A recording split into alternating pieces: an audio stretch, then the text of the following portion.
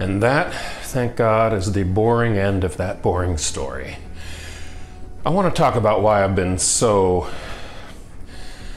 bored by the last couple stories. Welcome to the Time Treadmill. I'm Ron, and these are my sweaty thoughts about Doctor Who.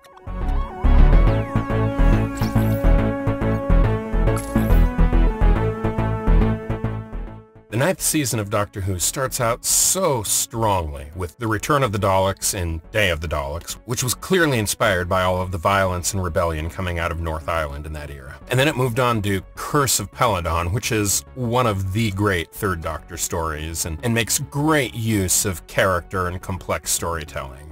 And I love every bit of it. And then it just all goes horribly wrong.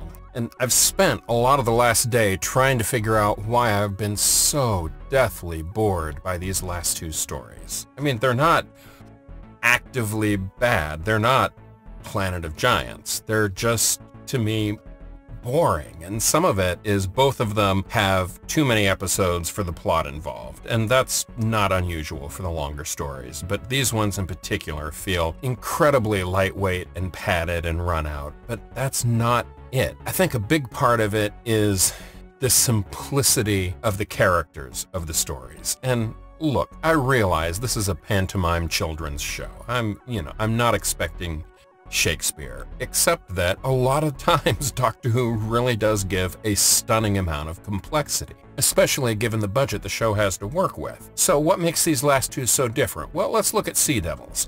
Who is the bad guy in the Sea Devils? Well, of course, obviously it's the Master, but the Master here is played with no real overarching plan other than to get the Sea Devils to start a war with the humans.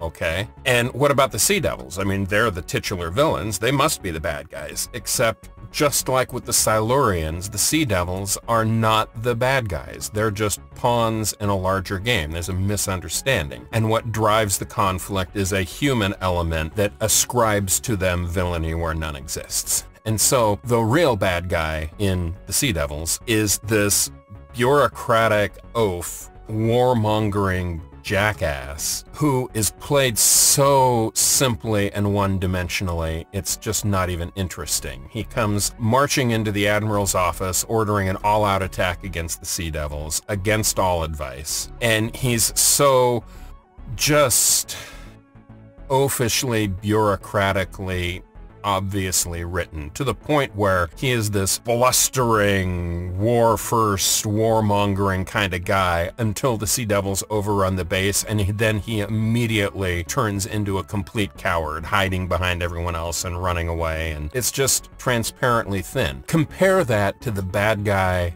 in The Curse of Peladon, who is the King's royal advisor, a religious man who firmly believes that opening up Peladon to the greater Galactic Federation will eliminate centuries, even millennia of tradition, and the people of Peladon will lose everything they have held dear. He sincerely believes this, and his acts are motivated by genuine concern for his own people. Now, that concern is manipulated and misguided, it turns out, by one of the Federation delegates, but the fact remains that the bad guy is this incredibly complex, nuanced character who has understandable motivations. He still has to be defeated, but the story that arises from that conflict is very rich and interesting, as opposed to the Sea Devil, where the story that arrives from the conflict is that this transparently thin character keeps throwing bombs at things until the Doctor manages to stop it. I mean, there's just no there.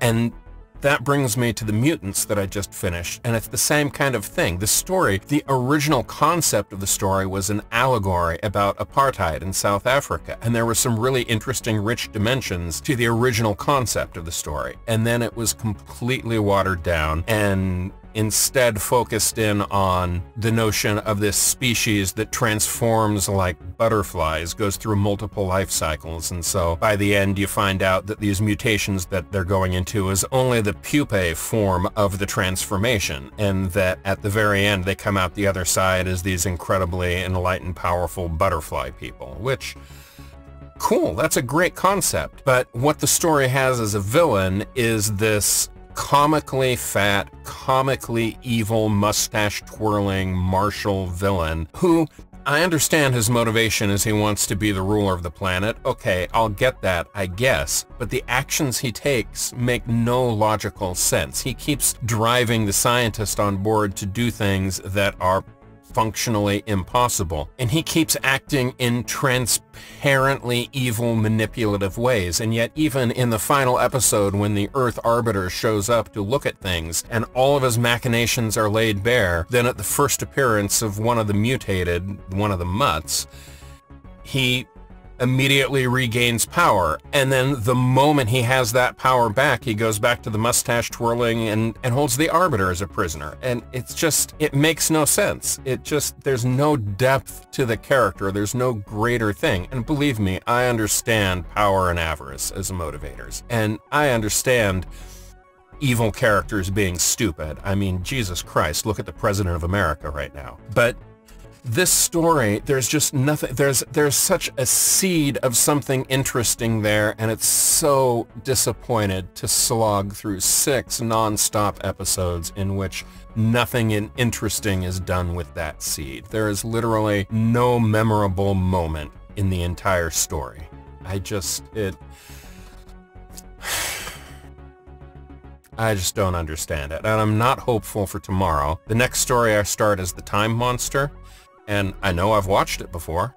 I've deliberately not looked ahead to remind myself what the story is, and I remember nothing about it. I can tell you multiple stories from the next season. The 10th season is fantastic with the 3 Doctors and Carnival of Monsters and the Green Death. I mean, there are just some truly iconic episodes of Doctor Who in the next season. This season just has gone so far astray, and it's such a slog to get through, and boy, 3 more days of this. So hopefully by the middle of next week I will be much more excited and up and interesting to watch, and I thank you for bearing with me through these just really mundane stories.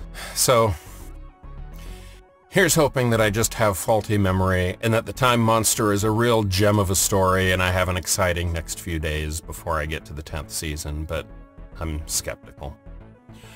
But at least I made it through this story, and that counts for something, I guess. So on that note, I'll call it quits, and I will say to you, as always, please stay home, stay safe, be kind. I'm failing at this, but be patient, and I will see you tomorrow.